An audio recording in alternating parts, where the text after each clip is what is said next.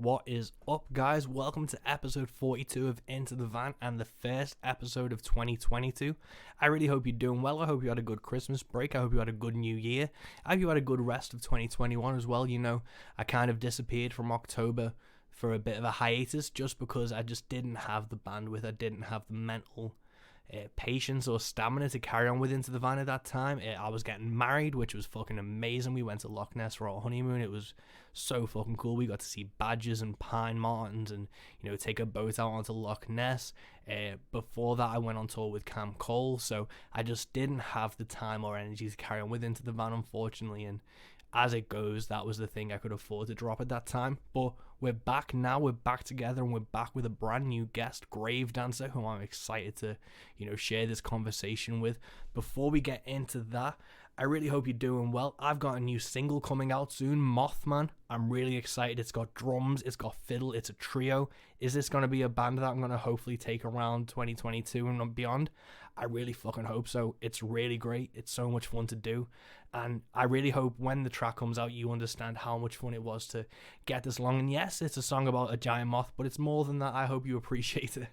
The Next Life, it was nice to get back on the road with Cam and actually start playing those songs again for people. And, merch sales online aren't that great. Meeting people face to face, it flew off like hotcakes, man. I was made up. So if you'd like to grab a copy of The Next Life, head over to mike333west.com. You can head over to the store on my Bandcamp and pick something up there. I'm going to drop a little teaser in for you now.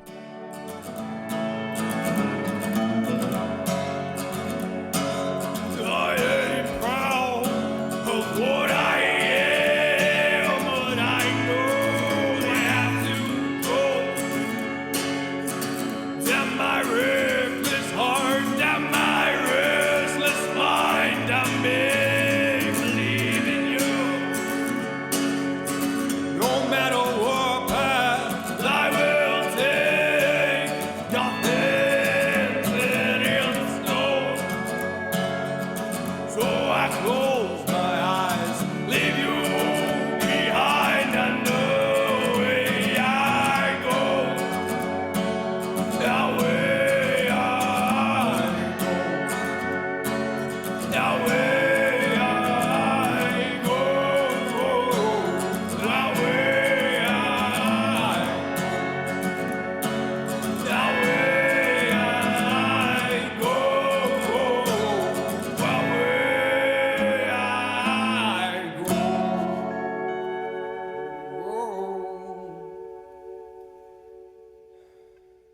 And I really hope you enjoy it. Again, head over to mike333west.com to pick up your copy of The Next Life. We've still got white vinyl with gatefold. We've still got CDs. There's digital copies. But enough about me. Let's talk about Gravedancer. Gravedancer is Baker McKinney. I first found out about Baker and Gravedancer with He Used to Be and Sean James and the Shapeshifters. Obviously, Sean James was the first guest on Into the Van.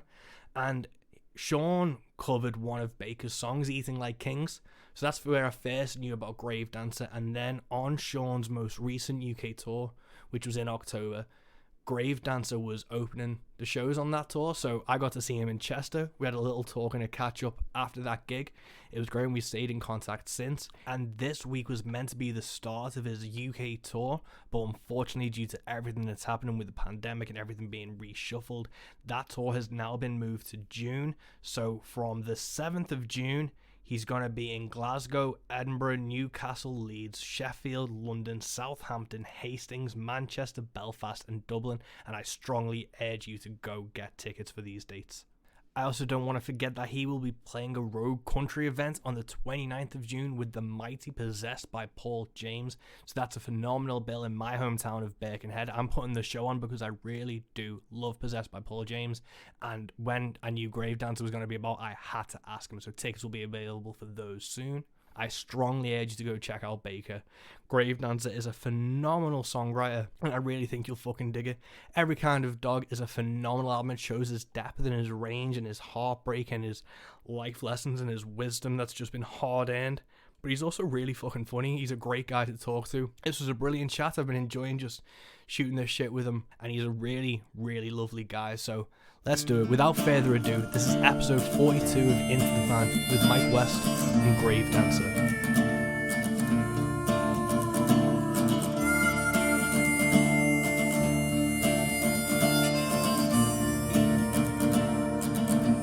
Are you a big Christmas guy? Are you a festive person? I'm not like Christmas sweater sporting type thing, but probably just because I don't have any. Yeah. I probably would sport one if I had one, but I'm not a Grinch by any means. No. Yeah. No, I like Christmas, man. Yeah, cool. You have 2 kids under 4. Does that help in the whole Christmas thing? Because I know me and my missus, we're kind of like, we don't really care at the moment, but I think if there was a kid in the mix to like see it through their eyes and shit, it just kind of like brings extra excitement to it. It brings like the whole Christmas magic all the way back. Like my kids can't stop pointing out every single Christmas tree or Christmas lights they see. Like every single house is as exciting as the last. So, yeah, it's hard to be a Grinch when your kids are that stoked on it. Nice, man. And you're up in Scotland now. How long have you been up there for? When did you move? Here since 2017. Fall 2017. Yeah. Cool, man. And what was like the reason behind the move? Because you're obviously, was it Arkansas you're from, and that's where you were living, and then you moved over here? Yeah. So I'm not Scottish at all, but my great granddad was. So I always wanted to go visit, and it's like that classic story. While traveling, I met a woman. But yeah, I was working. You ever heard of Oban? Yeah. On the West Coast, I was working at a farm near Oban, felling trees, and I had like weekends off, so I'd go into Oban to like party and go to pubs and stuff. And I met my wife at a Weatherspoons in Oban. Nice. Yeah. Oh, cool, man. And yeah, 4 or 5 years later, here I am. Yeah.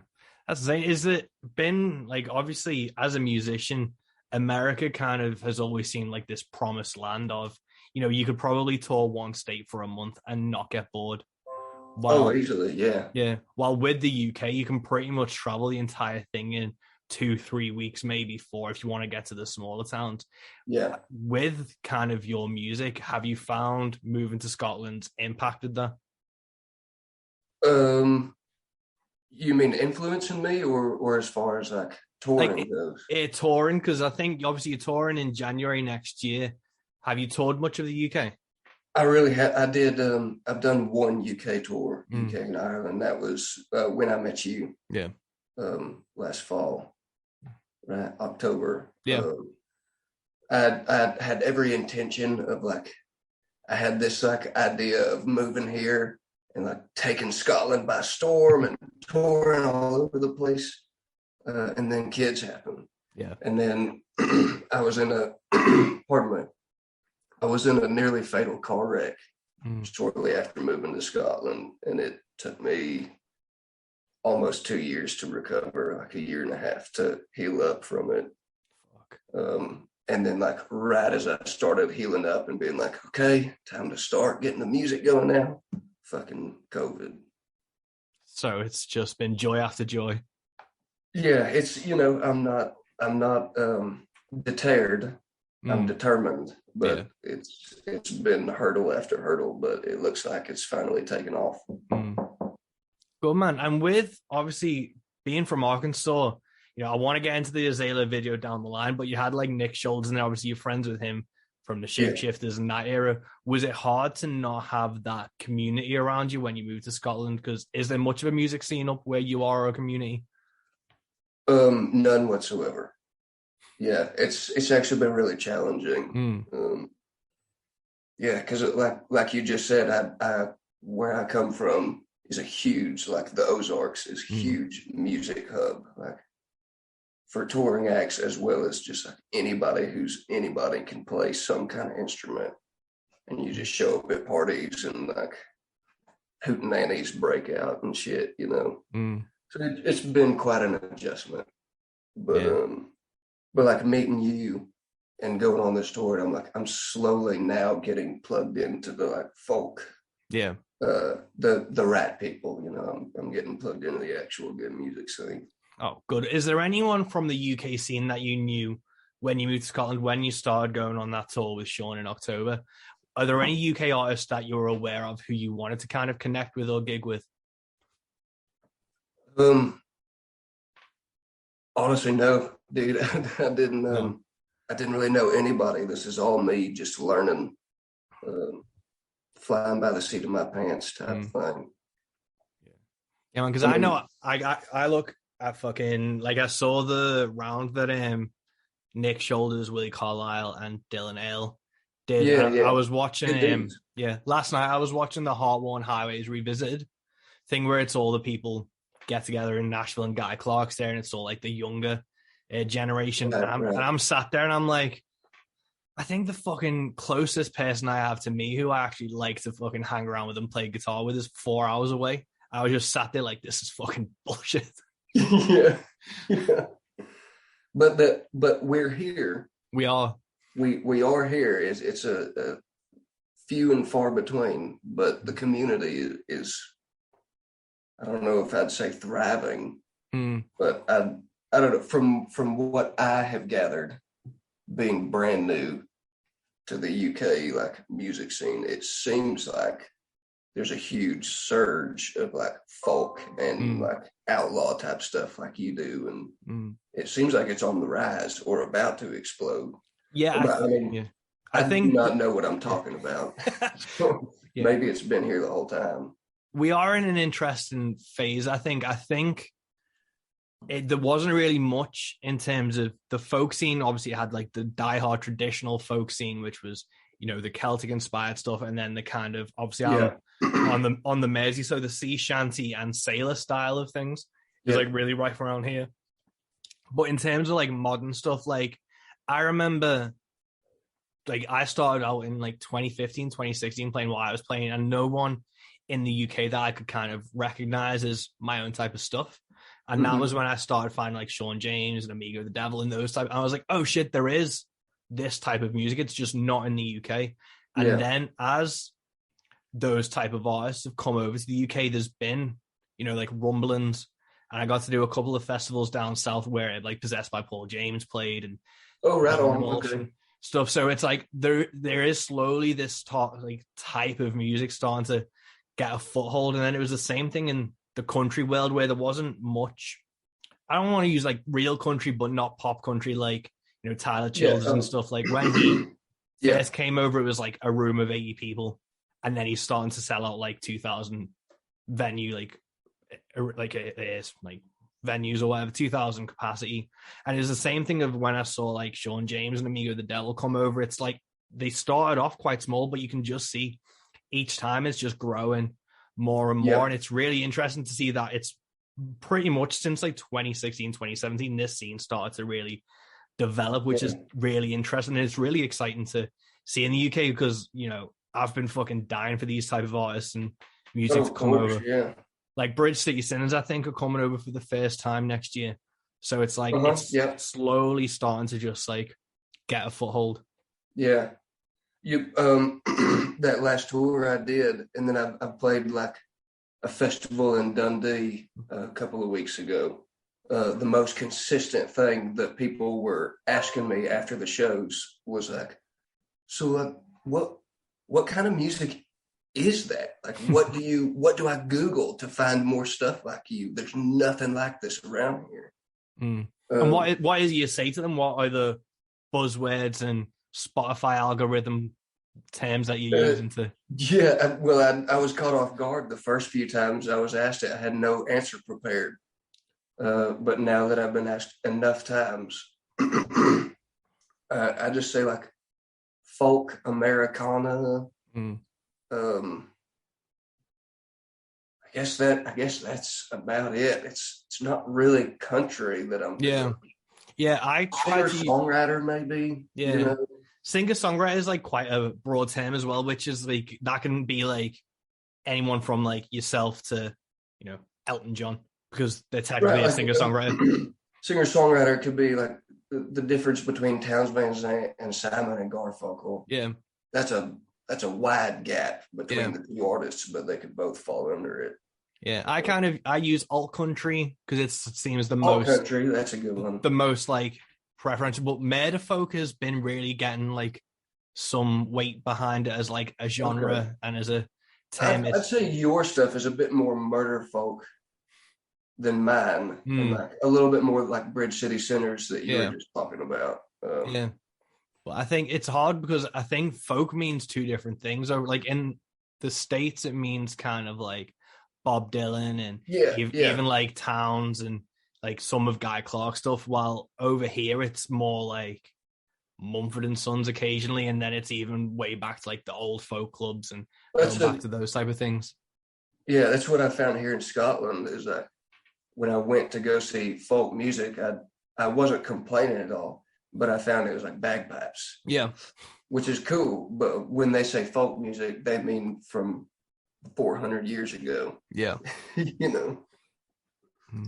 Traditional music. Yeah. Like traditional folk music. Yeah. I just kind of, if there's like Americana, I'll slap like dark on the front of it because that seems to be, today especially, I've been like on Reddit and Twitter just like trying to find like little niche subreddits and people talking about like murder folk or dark Americana, or I've been put on a death folk playlist, which is a thing apparently. So it's all those type of terms where I'm just trying to fucking rattle my brain out to see what's actually sticking and what people will actually like pay attention to. Yeah. Because the thing I've kind of learned is it doesn't really matter what you call yourself, it's what everyone else is gonna call you. Yeah, it's the label that other people are gonna slap on you. Yeah. And I mean, like, which is going to be difficult for people to do with my music, man. Like, you can't pigeon my hole. No. Like, some songs are pretty standard, like Roger Miller almost country. Like Azalea is a little bit more Roger Miller influence, and then like Anchor is a little bit more softer, sad boy alone in his room type stuff, Yeah, like Anchor, to me, it kind of had Benjamin Todd meets John Prine in terms of, I will take a John Prine reference any day of the week. Thank you very much. No worries, man. But with your music, who were your early influences? Like, what made you pick up, I obviously know you play the banjo and stuff as well, what made you pick up an instrument? What was your first instrument? First instrument was guitar. And actually, first song I ever learned to play was Every Rose Has Its Thorn. Nice. By Poison. So yeah, my early influence was actually like Kiss and Judas Priest and stuff. Like, that's it. This is the way. Yeah. Yeah, man, I love Kiss. Yeah, so yeah, I was 11 or 12, like wearing like a knockoff, first act, but styled after a Fender Strat, sticking my tongue out as far as I could in front of the mirror type thing.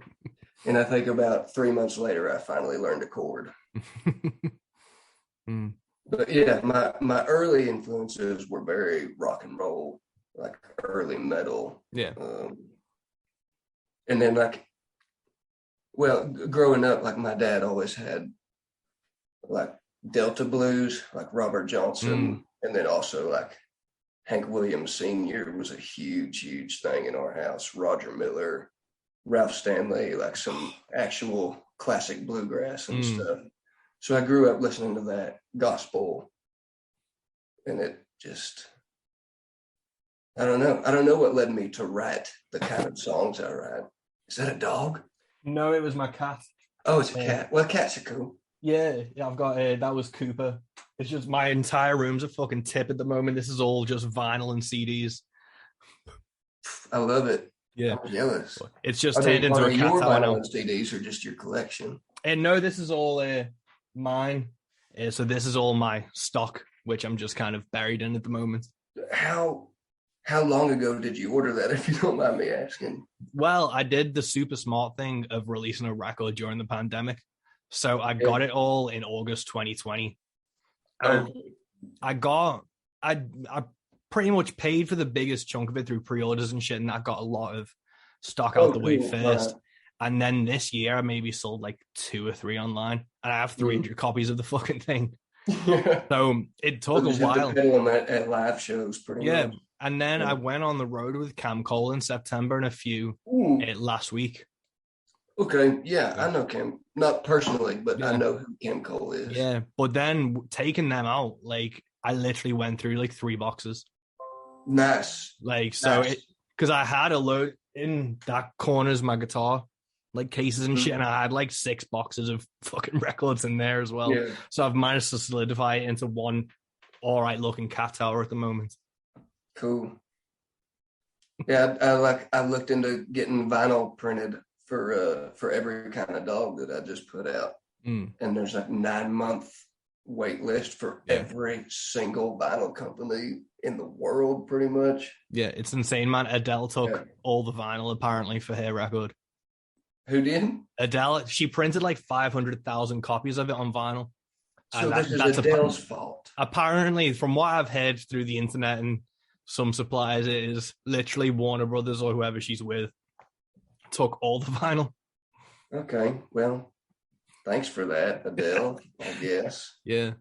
It's like she got rid of the Spotify shuffle thing, but she also got rid of vinyl for 9 months.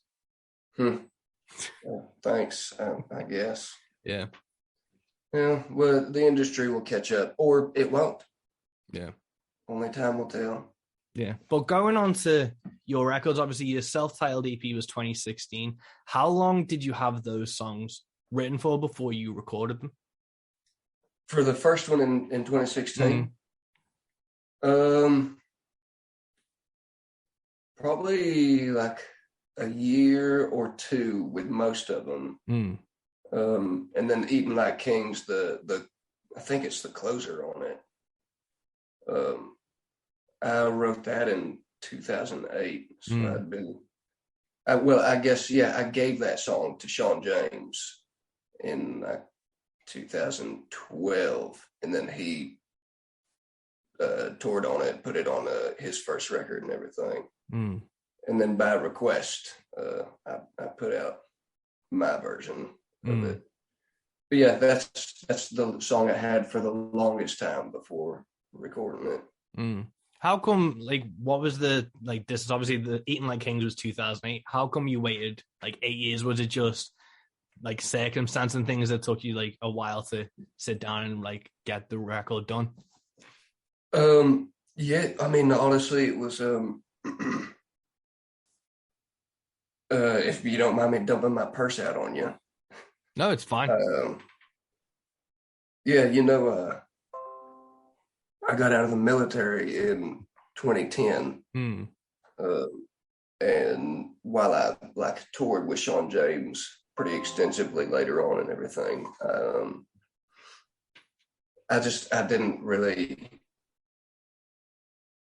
didn't have any kind of stability or anything in my life for better part of that decade. So a lot of the reason the record took so long to get made is because I was too busy like being homeless and drunk and drug addict, and I had no drive or motivation pretty much.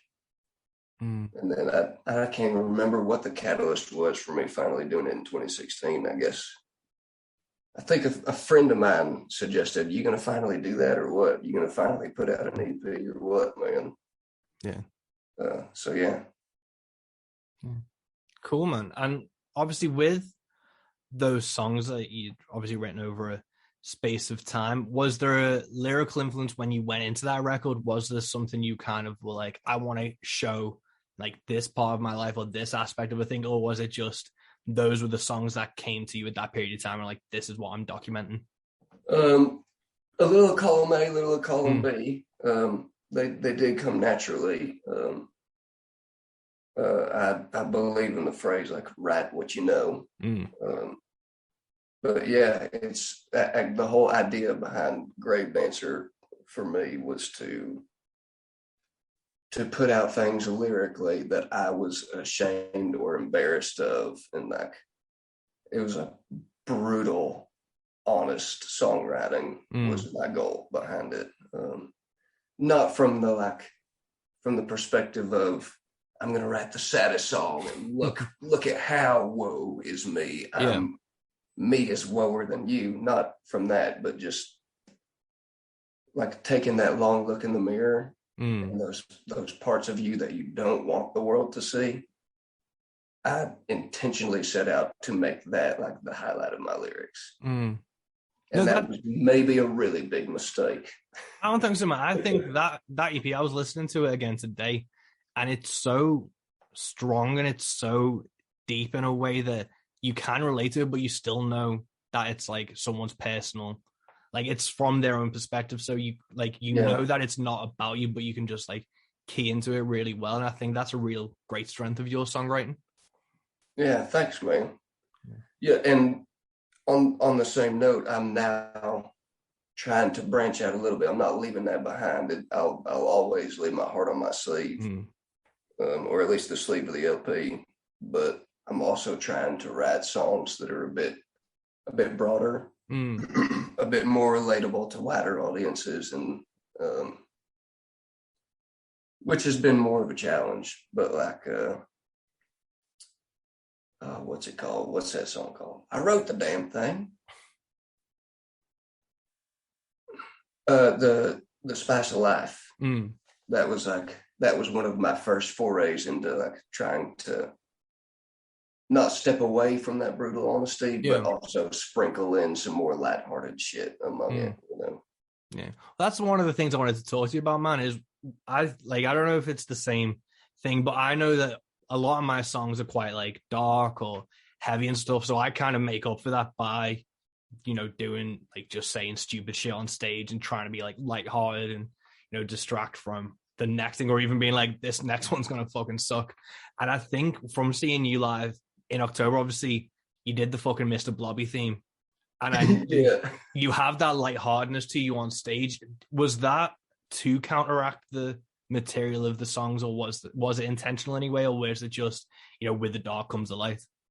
Oh, absolutely, it was intentional. It was like I was going through my set list and I was, man, this is gonna bum some people out. It's just sad song after sad song after sad song. I gotta fucking lighten the mood somehow. And I was nervous about doing Mr. Blobby at first, because my wife, we met in Scotland, so she's a British citizen. That's how I know who Mr. Blobby is. But even she was like, "Well, Bake, I don't know. They're either going to love it or throw their beer bottles at your face." So I was a little bit nervous, and like by night 3, the crowds reacted so well. Like, I'm pretty sure no one's even listening to any Gravedancer music at this point. They just want Mr. Blobby. What was the thought behind starting to put that into sets? Did you learn it just out of doing something and then be like, I'm going to put into a set? Or was it like, we need Mr. Blobby on this set list, and you went out and learned it? It was more like once my wife showed it to me for the first time, I had a few days to mentally recover. I had that initial shock of horror across my face. And I think it was just like initially fucking with my wife around the house, just kind of plucking around on the banjo, and I came up. I put the Mr. Blobby theme tune in a minor key, and then just like started singing it to her around the house, and it just kind of naturally progressed into the set list from there. And like the whole Mr. Blobby thing, like I remember from the 90s, like I remember being a kid and watching it and being like, this is fine. And it's not until someone's like, what the fuck is that? Then you're like, it's not fine. Yeah. And then you kind of realize like how much of a problem ecstasy and cocaine was in Britain in the 80s and 90s. But like the BBC thought Mr. Blobby was a good idea. Yeah. Like whoever thought of it. A whole team of people signed off on this. Like, sweet. It went through like 50 people. And then I wonder if the camera guy for the first taping was like, what the fuck is this? I don't have enough coffee for this shit, man. Yeah. But there's a guy out there who was Mr. Blobby, and he's just roaming around anonymous, just in the street Right, somewhere. like the dude behind the suit. Yeah. And Yeah. he knows, and he's just got to carry that with him. Yes. Oh my God. He is carrying the weight of Britain on his shoulders. Like, that must be what fucking Peter Parker felt like. You know, just getting on the tube and seeing all these miserable people throughout the day, and just like, if y'all only knew. If y'all only knew the secrets I hold in this inflatable head. Yeah. One day you might actually get to meet the guy if you keep doing it in your sets. Word's got to trickle back somehow. Dude, I'm just throwing this out there. Surely they make Mr. Blobby costumes. It doesn't even have to be the original. Someone, please show up to a show as Mr. Blobby. I need Mr. Blobby at a set. Like, it's just fucking, the concept alone is absolutely baffling. But continuing with the lighthearted thing, the Azalea video. Yeah. How long did that take to film?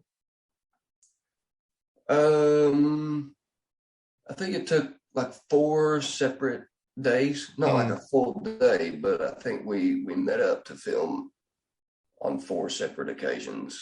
4 or 5, and then like,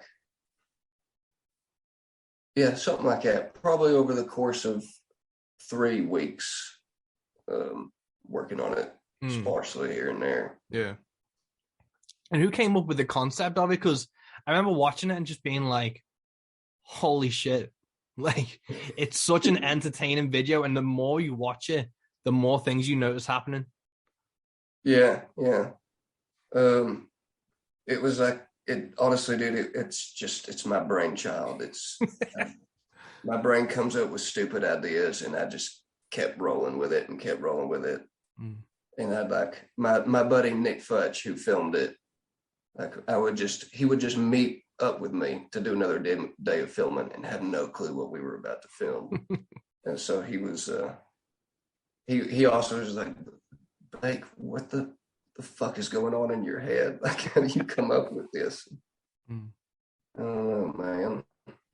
Again, was that an intentional thing to counteract, obviously, the lyrical content and the weight of the song? Was that your kind of idea to reconcile the two, to find a balance? Yeah, exactly. It's a pretty light-hearted song musically. It's all in like a major key and like pretty upbeat. But yeah, it's actually pretty sad. You know, her name wasn't Azalea, but Azalea is a real person from my life. So yeah, to counteract the fact that it's kind of about domestic abuse, I had to make it kind of funny and lighthearted in another way. That's just me though, man. Like I was the class clown. Yeah. There's always if you can't laugh, what are you doing? What are you doing with your life if you can't find some humor in some shit, man? Yeah, definitely. I think that's the way I always kind of cope with shit, is just to say the most inappropriate or trying to be like the funniest thing at the worst point in time. Yeah. Well, I saw your coffee mug is false. I do not miss him. I've got this one, and my missus has a fact. Yeah, and I get the false one, and she gets fact because she's always right, and it's nice. That's so good. But yeah, the Office is probably the closest thing I have to a religion. In that, not that I like worship the characters or anything, but in the way that like people that follow religions read their Bible or whatever daily. It's like, oh, okay, well, I've seen this episode 12 times, but maybe I'll find a new joke in it this time. That'll make me feel better. Yeah. I was in a tattoo studio last month, and they had it just playing because it's on Netflix at the moment. Yeah. And it was the episode where Michael Scott gets fired from Dunder Mifflin and Idris Elba's characters in, and he's like trying to sneak everyone out to like start his own rival paper company. And I was like, oh, this episode's amazing. And the receptionist was like, it's just on in the background, I don't really pay attention to it. And I'm like, pay the fucking attention to it. It's hilarious. Yeah. It's one of the best written shows of all time. Yeah, I love that, man. Yeah. I went through Parks and Rec, I really enjoyed, and I've just finished like a rewatch of Schitt's Creek, if you've ever seen that. I've never seen Schitt's Creek. Oh, No. I love that. It's hilarious, but it also just takes like U-turns into just being like so heartwarmingly sad that you're just rooting for all these characters. It's probably like Always Sunny is, I think, is my favorite sitcom. And Okay, all right. like Office, Schitt's Creek, and Parks and Rec are all fighting for second and third and fourth. Yeah. Well, so to bring us back to the UK, you know which one I just discovered, which has like risen to the top of my list. There's a show called Brassic. Oh yeah. If you've ever heard of it, it's like filmed in North Yorkshire, I think. But it is like one of the funniest things I've ever seen in my life. But like you said, it also, the characters have a way of like the show will just take a U-turn real quick and it'll just like hit you right in the gut, and like you'll be tearing up from sadness instead of laughter. Yeah. I'll have to check that out, man. I don't know if I've heard of it or not, but it's one of those things now where it's like there's so many shows getting recommended. I don't have the like you said, I don't have the spoons to picking up those things. Yeah, only so many spoons. But dude, if you like all the stuff you just listed, I can't recommend it highly enough. It's like, I will do, man. Have you seen Black Books? Nah. That's a Channel 4 one from the early 2000s. Okay. I haven't seen it. Black Books. I'll send you some clips from it with that, so if you can track down that. Cool. Yeah, like you gotta check out Brassic, man. It's the height of British comedy, in my opinion. Yeah, because that's the interesting thing, man. I think the British humor is quite interesting. I think there's some stuff that, like, I didn't like the UK Office, and I'm not a fan of. Yeah, I didn't care for it much either. Yeah, and I'm not a fan of like the IT crowd or the IT crowd and Peep Show, and it's like it's that kind of really cringy, awkward humor. I'm not a fan of it. It just doesn't like sit with me. I want a punchline. Which? Good. You know, I want a punchline. I don't want to just cringe. I want a punchline mixed in there too. You don't want Ricky Gervais just sat there looking at you for 10 minutes and being like, can we move on from this now? But I think I have quite an American sense of humor because I love like Brooklyn Nine-Nine, and you know, I always try and get episodes of Saturday Night Live if I can and shit. Yeah. And a lot of my friends are just like, I don't like it. It's a really weird dividing line for humor, especially the British versus American. Yes, my wife's the same way. Like, American humor is just never gonna be funny to her. She's explained to me, it's just stupid. It's so stupid. And I'm like, yeah, I know. We're in on that joke. Yeah. It's funny because it's stupid. And she's like, I'm too British to find stupid funny. Yeah, that's what I was talking about. Do you watch Always Sunny in Philadelphia? Yeah, love it. Yeah, that's one of the things. Like, my miss, she likes it, but she doesn't love it. And she's like, they're just horrible people. And I'm like, that's the joke. That's the joke. We're all in on it. Horrible people. They're real life cartoon characters. And it's just, I'm just like, I've started rewatching it because I've been listening to their podcast. I've just been pissing myself at it in the evenings. Nice. I didn't know they did a podcast. They're only a few episodes in. They go in episode by episode, but they are not talking about the episode. Like, they came in to the last episode and they parked, like Glenn, who plays Dennis, had parked somewhere in the garage and was annoyed about how close other people were. So they paused the podcast to go down and measure the spots to see who'd actually fucked up. And it's I've been pissing myself. My mate told me about it, and I'd had a drive to like Leicester, I think, for a gig. So I just hammered like all the episodes that were out at the time. Well, that's fucking hilarious to give it a listen. Cool. Yeah, I'll check that out, man. Yeah. But who are you listening to at the moment, kind of music wise? And, you know, if you listen to podcasts and stuff, is there anyone you're kind of listening to at the moment? So musically, I've been listening to, let me look that up for you real quick, because I listen, it's like, I'm sure you're similar. It's a constant rotation. Miasmatic Necrosis. Great, like, power violence, grindcore.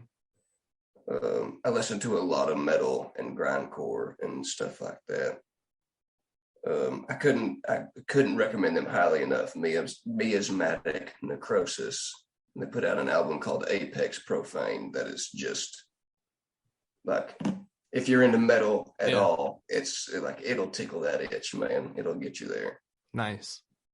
Let's see, who else I've been listening to a lot lately? Constantly on hip hop too. That's probably not the answers you're looking for, but yeah. No, that's good, man. I love a bit of hip hop. Who are you listening to? One of my favorites is Black Thought. If you ever heard of Black Thought, is that he's in the Roots as well, isn't he? Yeah, from the Roots, and like, man, he's great. Joel Ortiz is awesome, and of course the reigning king, rest in peace, Biggie Smalls. Yeah, I'll never turn a Biggie Smalls song off. Yeah. But I guess as far as the more folk Americana style, John Charles Dwyer has been a dude I discovered during this last lockdown. I think he's from one of the Carolinas. But man, check him out. He's got a record called Heavy Feathers, and it is phenomenal songwriting, man. Really good. The whole record's just him and the guitar, but it's fantastic. Really digging on that. Cool, man. I don't know if you're the same, but I always tend to gravitate towards metal and hip hop. Like I listen to a load of like Hobson or Public Enemy and things because if I listen to too many acoustic or folk or country artists, I start writing like that. Exactly. And it just fucks me off to a point where I'm like, I can't listen to these artists because it's just seeping in too much. So I have to like just do a like palate cleanse. Like at the moment, Behemoth just released a new live album. Oh, right on. Okay. So I've been like listening to that. My missus sent me that the other day, so I've been having that on repeat this week. But it's with anything with an acoustic guitar. If I'm playing, I can't be anywhere near it. Yeah, if I'm, especially if I'm in the middle of writing, exactly like you just said, I almost avoid anything similar to that because I don't want to be influenced by someone else. I don't want to like accidentally start trying to write in someone else's style. Yeah. And like, I want the music I make to be just come from the wellspring within, so to speak. And obviously I've got influences coming from every direction, and you're going to hear a little bit of Roger Miller and some stuff, and you're going to hear a little bit of whatever. But yeah, I'm the same way as you. I try to avoid listening to a lot of it, especially when writing. And then once the record's done, that's when I can delve into like, so I picked up, when I was recording Every Kind of Dog, I think John R. Miller had just put out his. Yeah. And I like started listening to it, and I just like paused on that record because I didn't want my record to end up being a copy of John R. Miller. Yeah. And as soon as I was done, I got to dive straight into it, and I've just been like listening to it on repeat for months ever since, loving it. Yeah, it's just such a good record. I picked it up from the record store I get, and like in my stupidity, they email me a pre-order list every week of like what's coming out. I'll take that. Yeah, and it's good, man, because like we were talking about before, where it's like the kind of like new wave of stuff coming through. I was like, holy shit, John R. Miller's record's available pre-order. I was like, yes.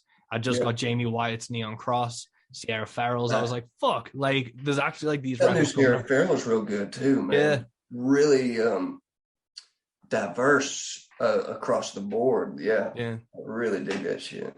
Yeah, but John R. Miller's record's just fucking brilliant. He's coming over in March, and I'm so hyped for it. He's coming in March. Yeah. Damn it. I'll be on tour in the States in March. Oh well, maybe next pandemic. Yeah. But with obviously your tour and this October tour with Sean James, that was your first UK tour. What was the kind of, did you have any preconceptions or expectations beforehand? And what was it like doing the whole thing? Because it was 3 weeks, wasn't it? Yeah, it was about 3 weeks. Show nearly every night. There were a couple off nights, but man, I had no expectations. No idea what it was going to be like. And what I discovered is that, hey, people kind of like what I'm doing here. So I'll keep doing that then. Yeah. But yeah, it also, it was incredibly helpful to be opening for Sean because I played in his band back in the day, but he never stopped. He never slowed down. And so I think I left his band in 2016, about the time when I put out that first EP.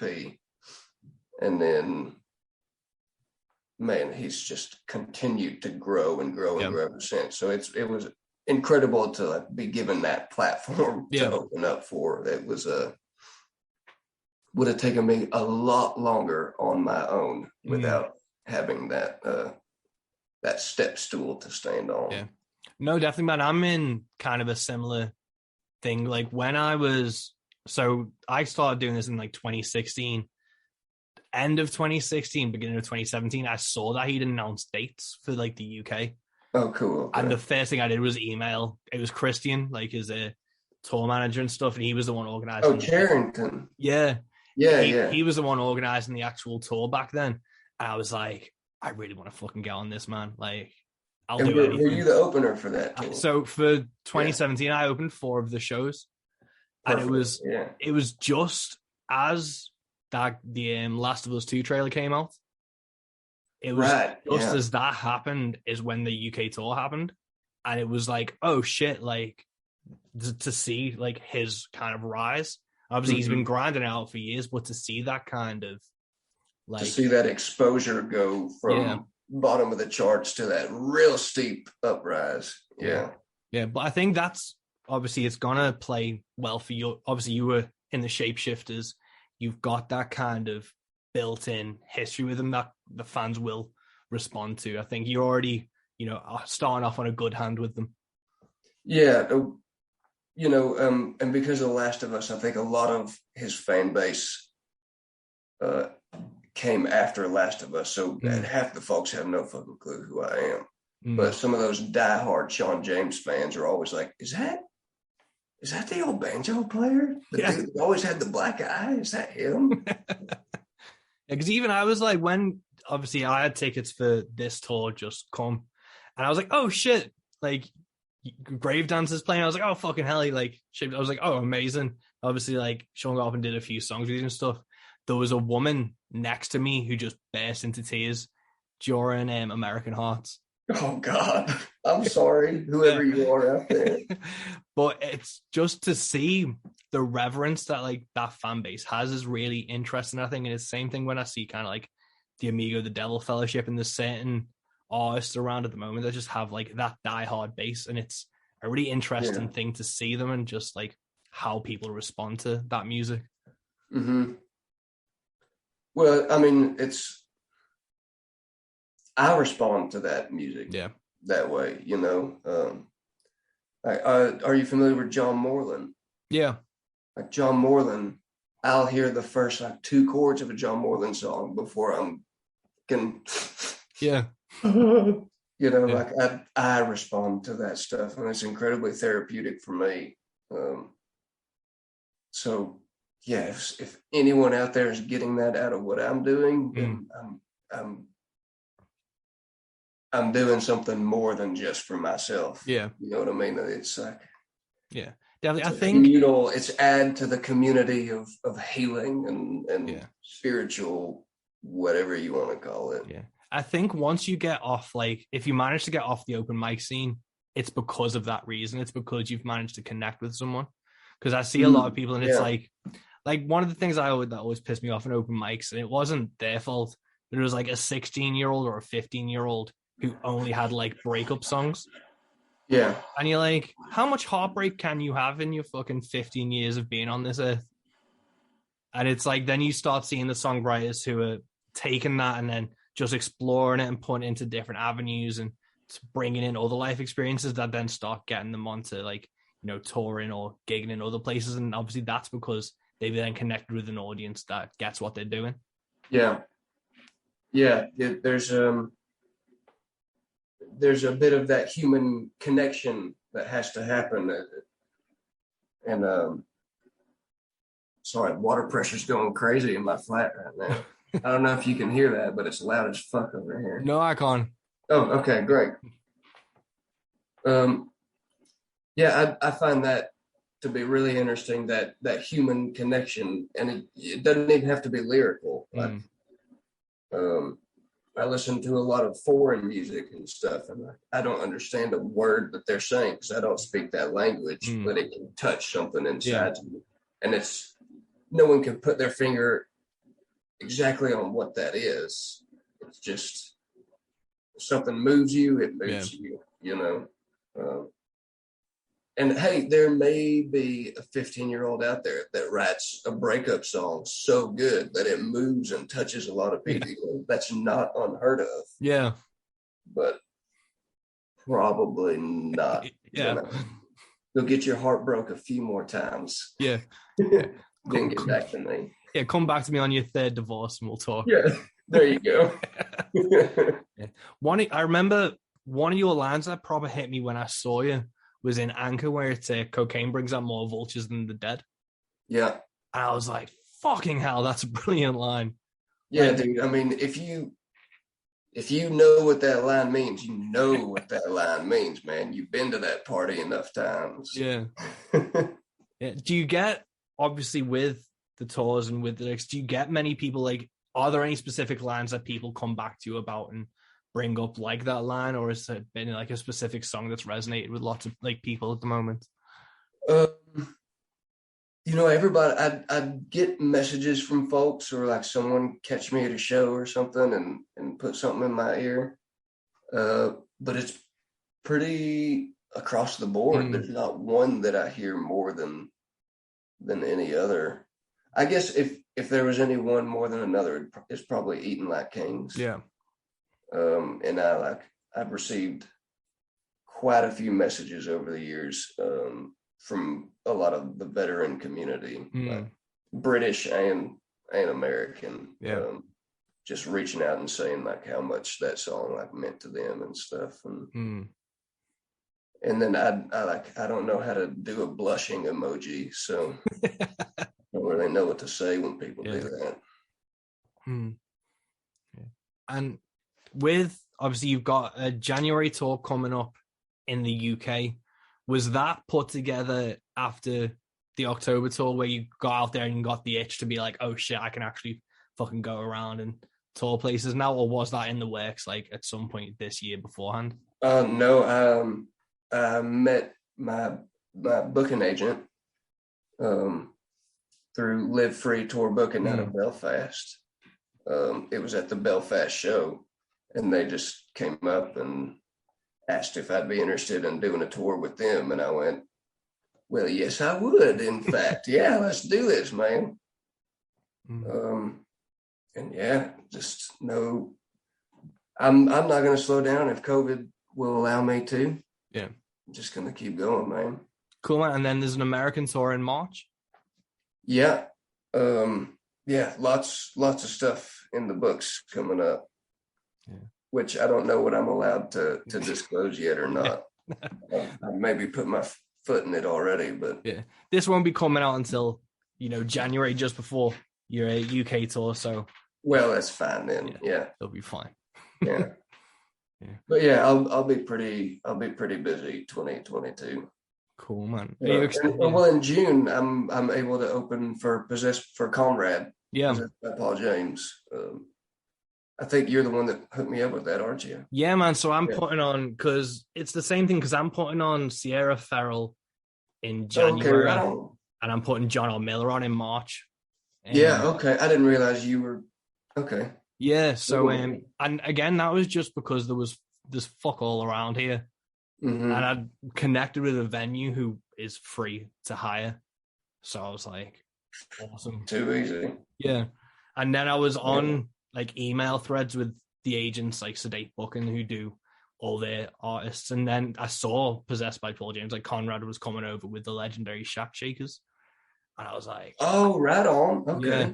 So I was like, fuck, is he doing any solo dates? So I emailed him and was like, is he available for anything? And it was literally one day between Manchester and somewhere else. So he's got a day off and he wanted to fill it. And I was like, if he wants to. And that's the one that you filled for. Yeah, I was like, if he wants a headline gig, fucking hit me up. And then obviously I've been connected with you in October, so I was like, I have to put fucking these guys on the same bill.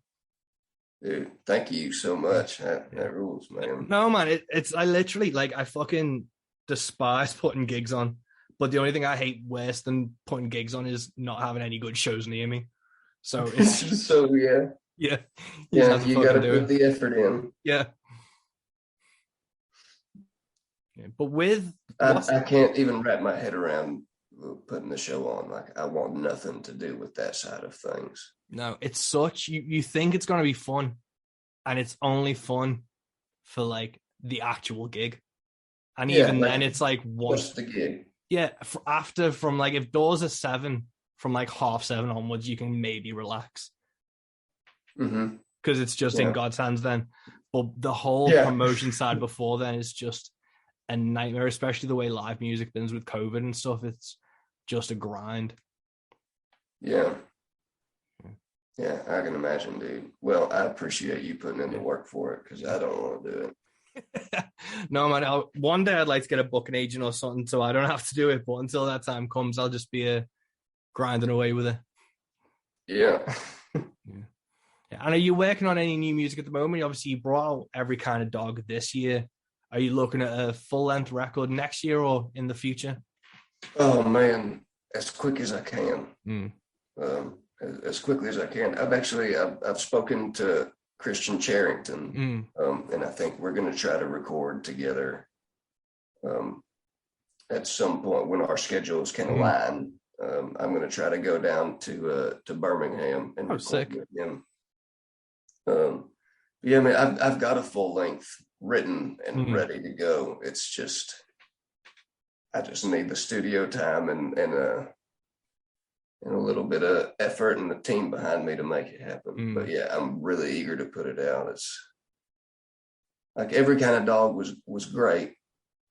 Like great for me to have accomplished and done. But like the moment I'm done recording, I'm pretty much finished with those songs. Like, okay, that's it. Like I'll play them live, but I don't ever want to hear that shit again. Yeah, is that from just the constant like songwriting process to the recording to the mixing and mastering? Because it took me a good while after the mixing and mastering to be able to hear any of my shit again. Yeah, that and like honestly, I hate the sound of my own voice. I don't like listening to myself, but enough strangers do for me to keep doing it. But yeah, like, once it's recorded and done, I just don't want to hear my own shit. Yeah. And do you have an approach to this full length in a different aspect, like in a different mindset or anything to Every Kind of Dog or Gravedancer? Is there like, obviously you were talking about wanting to draw on a bit more of like a wider shared experience. Is that kind of like your goal with that, is to keep trying to, broaden your perspective of things as well as wear your heart on your sleeve? Absolutely, man. Yeah, I think for the full length, my, the vision that I have for it will be a mixture of the first two, but also implementing, like you said, something to widen the audience, or widen the appeal and the lyrical content and that, but also just to be a bit more dynamic. Include a little bit of everything that I've teased at so far and then some. Like, the way Devil's Garden ends on Every Kind of Dog, like you can expect some more like heavy stuff to happen in parts of the full length and whatnot. Yeah. So I don't know exactly what it's going to sound like yet, but I have a pretty good like vision for what I think I want to do. Yeah. Cool, man. That's so interesting. And that's what I really like about your style is like this year and maybe a bit of last year, I lost my voice, not like physically, but in terms of like who I was and what I was meant to sound like. And it was that same thing. It's where you're listening to so many people that you're like, what am I actually meant to fucking sound like? What's actually fun for me? Yeah. And it took me a while to get back onto like the right track of what I actually wanted to do as opposed to like what I thought I should do. Yeah, for sure. I get that. Yeah, it's a tricky line to walk. What's that? It's a tricky line to like walk, I think. Yeah, it's just like a tightrope walk because you want people to enjoy it, and so like you feel pressured to kind of lean in certain directions. Yeah. But yeah, I think if I was given like complete free reign in a studio and had like did you ever see Walk Hard? The Dewey Cox. The Dewey Cox story? Yeah.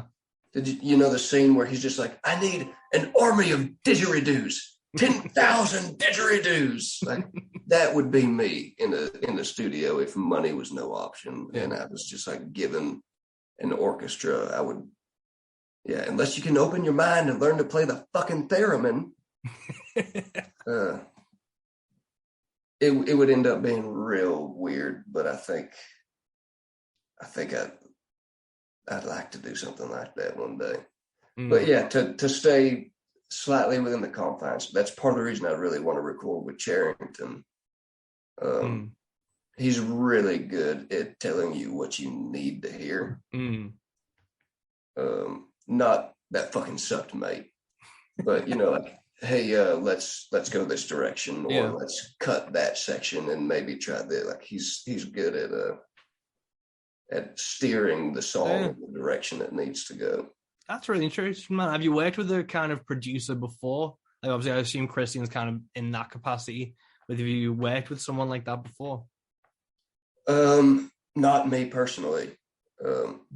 When we recorded The Gospel According to Sean James, when we recorded that with Adam Putman out of Arkansas, and he was very much throw a water bottle at your head if you hit a note wrong, but with a smile on his face, you know.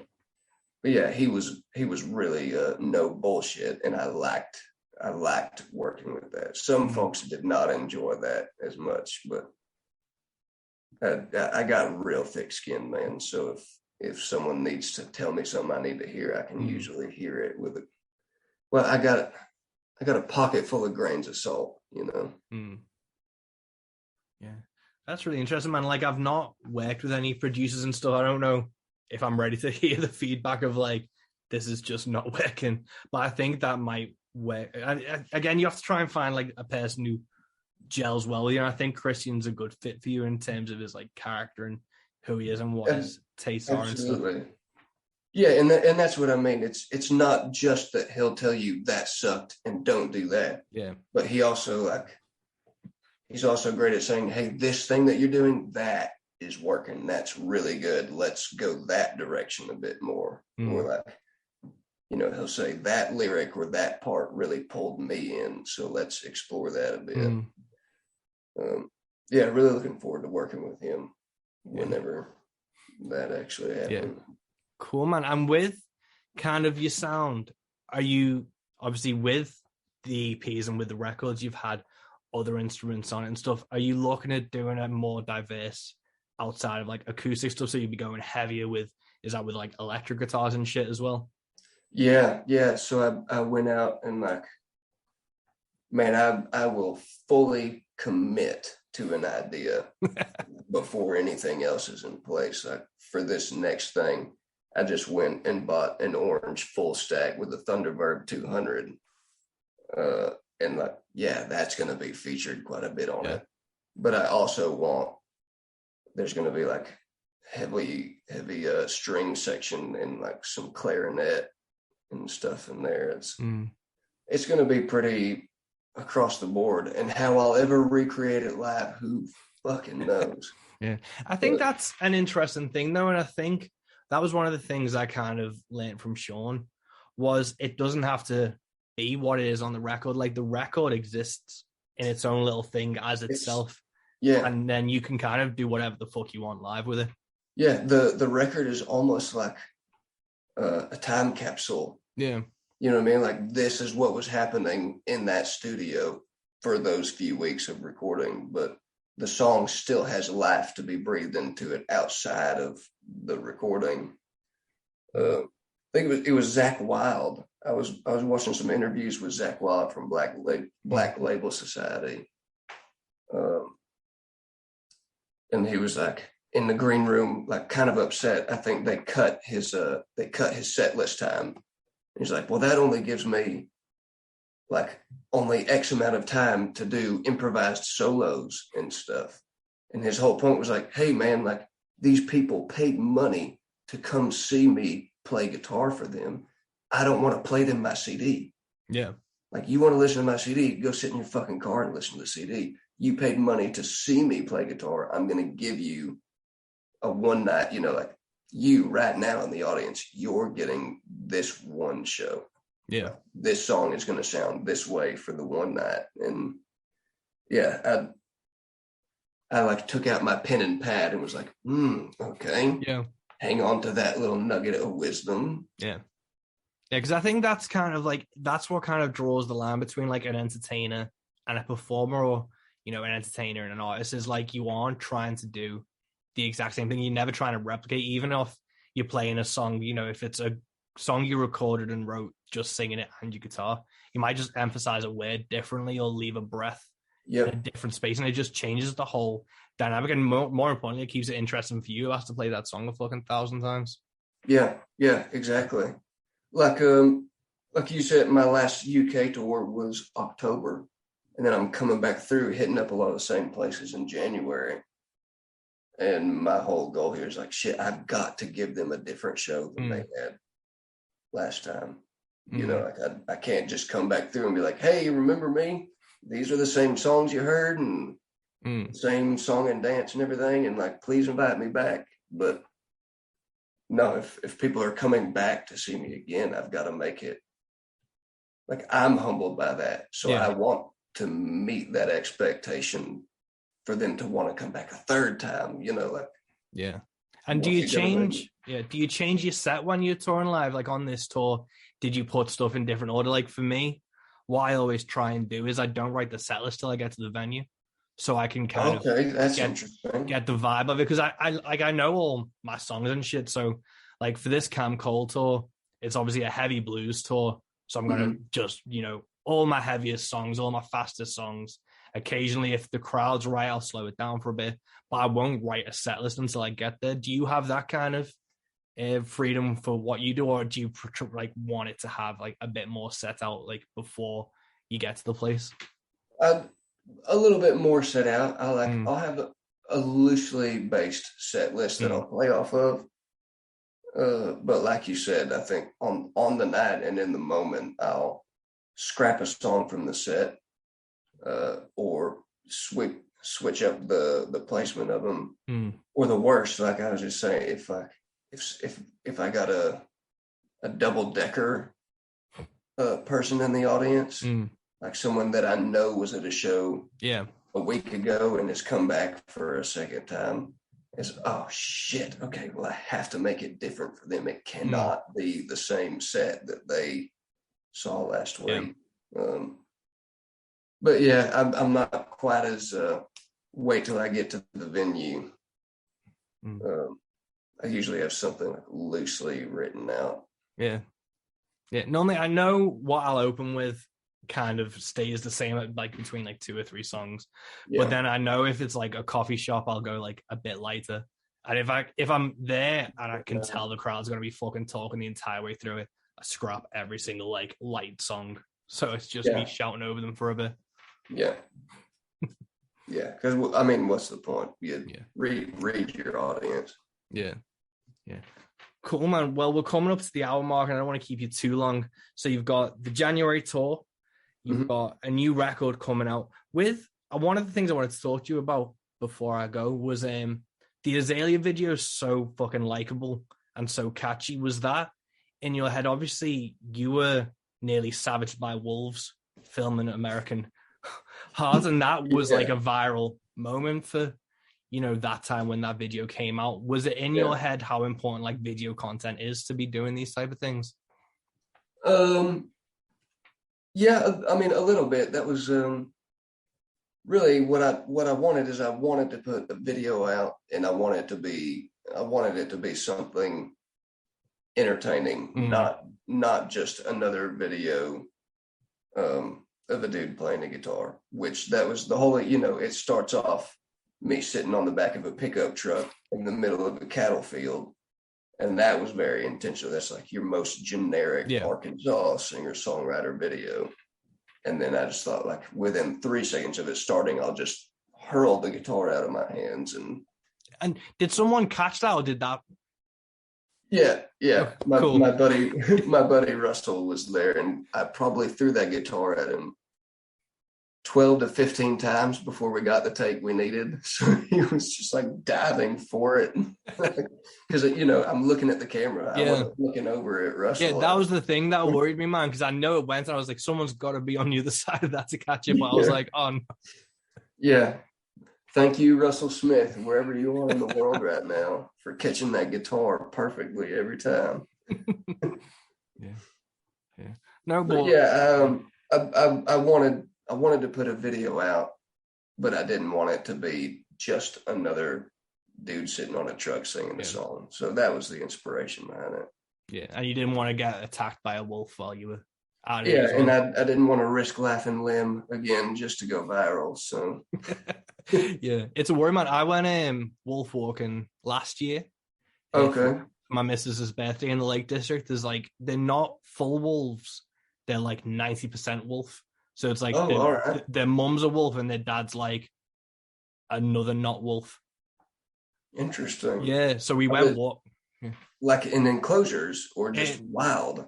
So they're on leads. So they like pull up in a truck and you put your hand to them so they smell you. And then like the person who's with them or the couple that like have them, let them out. And then you like walk them around like these fields in the Lake District and shit and howl with them. And that's awesome. Yeah, man. But it was because obviously in the American Hearts video, you're looking back because there's fucking wolves around and shit. But that was it was my missus's birthday and it was the day I proposed. So I had the ring in my pocket. Right on. And they were talking about the wolves and stuff, and they were like, one thing, don't crouch down by these fucking things. And I was like, propose when I get home then. Oh.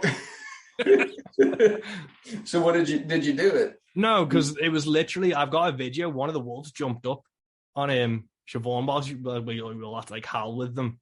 And even then that was like, oh shit, it was fine. But they were like, yeah, don't crouch down near these things. So it was like, I can't take a fucking knee. Yeah.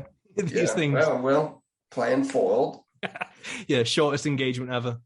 Dang, dude. But I mean, I see the ring on your finger. You got it done. Yeah, I got married in October. That was the thing, because Sean and you played Liverpool like 2 or 3 days after I got married. So I was up in like 2 or 3 days. Yeah. So I was up in Loch Ness while you were doing all that tour. So Chester was like the end of the tour before you went to Ireland. So I got tickets for that one instead, because obviously like Liverpool would have been closer and shit. But yeah, I messaged Sean and was like, you just had to fucking do it on my honeymoon, didn't you?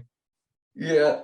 Well, that's awesome, man. I didn't realize, like, you when I met you said you had just got married. I kind of assumed you meant like 2 or 3 months ago, not like a few days ago. Yeah. Yeah, man. I even got my coaster for. I didn't see the Loch Ness Monster, but oh, nice. Went around on it. Did y'all go up to what's that town up there? Not Inverness, but like in. Oh, we went to Inverness. We drove through. Is it Fort Augustus at the bottom? Oh, okay, yeah. And then I can't remember the name of the town we actually like stayed in. We had like a little log cabin for the week just outside of town to just like watch all the badgers and pine martens and shit and go around. Yeah. Whereabout are you up in Scotland? I'm in Perthshire. And what's it like around there? Are you surrounded by wildlife, or is that more of like a town and things? Pretty rural. Yeah. It's like mostly like potato fields, berry farms, and like rapeseed fields. But we're on like the foothills of the Highlands. Nice. I mean, literally, if you walk up the hill behind my house, you can see the snow caps of the Highlands. So like, it's beautiful, beautiful spot, man. That's it, man. Scotland's so fucking gorgeous. I don't know how, if Scotland ends up joining the European Union again without England, I think I might have to move up to Scotland and try and get a citizenship up there, because it's so fucking nice up that way. Yeah. It's gorgeous, but like we were talking about earlier, it's there's for what we do, Yeah. there's nothing. No. Nothing at all. Like you can go an hour and a half south to Edinburgh and find a little bit, but yeah, it's beautiful if you like to hike and be out in wilderness and stuff. Can't recommend it highly enough. But if you're trying to catch a live show, pretty regularly, this ain't the place to do it, man. I have a friend who's up in it's like past the Shetland Isles, and he has to like he has to get a ferry down to just see a gig. And obviously the ferry costs him. So he's like, if I want to see a gig, it's like an extra £150 a fucking go. So I have to make it count. And it was like him and his daughter drove down to Bloodstock, like the metal festival. And that was like a 12-hour fucking trip just to get there. And then a 12-hour trip back. I was like, fuck that, man. Yeah.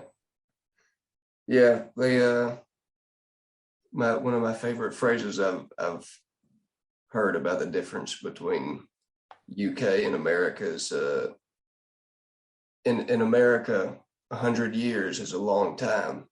In the UK, 100 miles is a long way. Yeah. Man. Do you have that perspective? Obviously, as an American, and America is so fucking huge, does a 6-hour drive deter you in the same way? That like when No, not at all. Not at all, dude. I hear people be like, oh, that's 3 hours away, not driving that far. And that's just what you do. Yeah. You know, if you want to see a band or something, that's just what you do. You're about to drive for 5-6 hours sometimes. Yeah, because I've got Luke Hendrickson, a Minnesotan artist, coming over in April and May. And I've plotted out the tour route for him and stuff. And he was like, there's not enough driving in this. Oh, yeah. And I was like, this covers the entire of the UK. I was like, but you also understand British audiences won't drive more than like 40 minutes for a gig. Yeah. I mean, the fact that you can get from like Inverness to London in a day. Yeah. That's phenomenal. Like there were many tours when I was in the Shapeshifters where we drove all day long, camped on the side of the road, and then woke up and drove for 6 more hours. And that's just the next gig, man. Yeah, it's crazy, man. I think that's what, like, I've tried to have that mindset for touring the UK to be like, yeah, it's 4 hours away, that's fine. Because I did Norwich the other week and that was on a Sunday. I was like, fuck it, 4 hours there, 4 hours back is what it is. But I know that's still, I tell people I'm driving that and they're like, is it worth it? And I'm like, yeah, because I need to go play a gig and meet some people.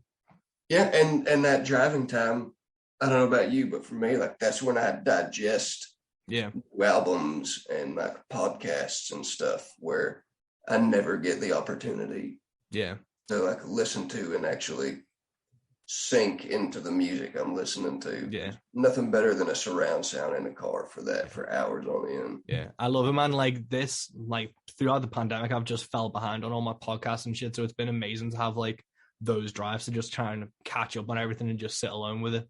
Yeah, what are you listening to? Well, at the moment, I'm listening to like the Mark Maron podcast and the Always Sunny one, the Behemoth record. I've gone this artist Civ showed me called Kiki Rockwell. This girl who's doing weird, like it's kind of like synth poppy Wiccan stuff. It's really, I don't know how to describe it, but it's been really like just fun to listen to. And then I've just been hammering really like John Prine and Guy Clark lately, just hammering those guys. And then I've just been complete. Like this is the first podcast I've recorded since September, because I've just kind of been fucking. I've just been burnt out with like the music side of things and like listening to like, because I'm doing like road country and finding new artists and stuff. It's just too much. Like you were saying before, man. There's only so many spoons. Yeah. And I was like, I need to take a fucking breather from listening to anything new or like going out and actively trying to find new things. So a lot of like comfort stuff. Like I've been listening to Jamie Wyatt's things. I picked up Have you watched Bo Burnham's Inside on Netflix, the stand-up special? I've seen a few of his, but I don't know if I've seen that specific. Like he recorded it during lockdown and it's just him in one room. No, I haven't seen that. I've been fucking obsessed with it since it came out. They released it on vinyl last week, so I picked up a copy. And I've just been fucking obsessed with that. So that, to be honest, like my Spotify Wrapped I didn't share because like literally the top 5 songs is just fucking this Bo Burnham special that I've just been hammering. Okay, well, I'll definitely check it out, man. Yeah, and then it's obviously we had a wedding playlist because we did like a Spotify playlist, so it was a ton of just like all the comfort music we were listening to, and then a load of Kiss and Ace Frehley and just that type of thing, and then Chris Christopherson. But new stuff. Yours is probably some of the newest stuff I've been listening to, if I'm honest. Awesome. Thanks, man. Yeah, and Possessed by Paul James, and just going through those type of artists just because I really fucking enjoy them. Yeah. Do you know? It's getting late. My brain's starting to freeze up here. It's gone. Yeah. Sorry, it's gone. No, it's cool, man. Well, we'll call it there so you can let your brain recharge and get some rest and stuff. But I really appreciate you taking the time to sit down with me, and it's a pleasure to chat with you again. Thanks so much for having me on, man. And there we have it, folks. That's episode 42 of Into the Van, Into the Bag. Please go check out Gravedancer's UK tour, hitting Glasgow, Edinburgh, Newcastle, Sheffield, Leeds, London, Southampton, Hastings, Manchester, Belfast, and Dublin from the 7th of June to the 17th of June. And then he's back in Birkenhead with Possessed by Paul James on the 29th of June. Check out his record, Every Kind of Dog. It's fucking phenomenal. Check out his self-titled EP and keep listening to his music, man. Keep supporting the things you love. Get ready for Mothman. That's going to be coming soon. Keep listening. Please go give us a rating on Spotify or wherever you're listening to this, and keep doing and supporting the things you love. Peace.